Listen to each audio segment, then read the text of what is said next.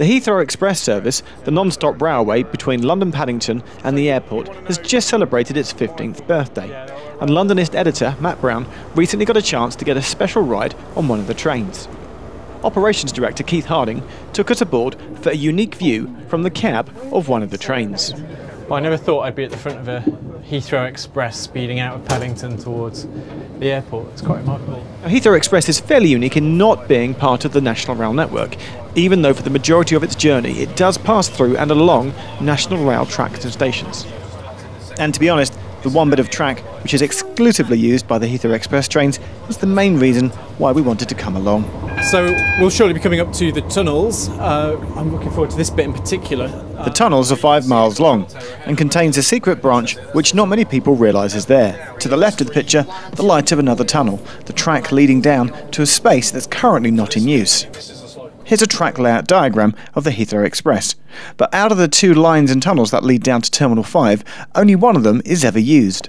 Keith explained why. If you take this station here, and the whole construct of this particular 2 platforms, behind this wall here, you've got exactly the same area and some of the infrastructure already. Go up the escalators and you'll find an empty area waiting for future construction. Basically, this is just a false floor. Obviously, it'll take a person's weight, but probably not much more. The lift shafts replicate the lift shafts that are in action. Here, we also found out something quite cool about the lifts. And the interesting thing here is our lifts, both here and at Terminal 5, are actually linked to the train arrival. So as the train arrives in the circuit systems, it calls for the lift to come down. Matt made the shuttle journey between Heathrow Central and Heathrow 4 and found out another cool fact. So we're in Terminal 1-3 and we're about to go to 4. And I've just learned an amazing fact about this train. It's got 2 drivers, one at each end, and it only has 2 stations. So it must be the only train in London that has as many drivers on the train as it does stations it stops at. Then it was time to take the trip back to Paddington, but this time they kindly lit up the tunnels for us. It's like being on a supersized version of the DLR, being able to sit at the front here and watch the lights go past.